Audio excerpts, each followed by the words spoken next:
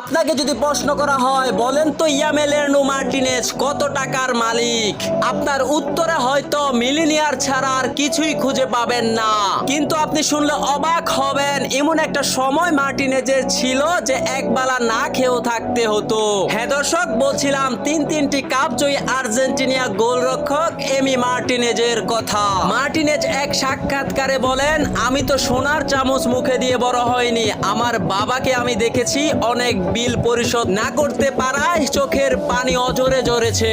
আমি তো এমন এক সময় পেরিয়ে এসেছি রাতের এক বেলায় আমার না খেয়েও থাকতে হয়েছে। সেদিন আমি শপথ নিয়েছিলাম কোনো এক সময় আমি আমার পরিবারের দায়িত্ব নেব। আজ সে মার্টিনেজের ভরসার হাত ধরে আলবিসেলেস্তারা তিনবারের চ্যাম্পিয়ন। তাই আপনাকেও বলতে চাই, লক্ষ্য যদি সঠিক হয় কঠিন পরিশ্রমেও আনবে জয়। ভিডিওটি ভালো লাগলে সাবস্ক্রাইব করে সাথে থাকুন।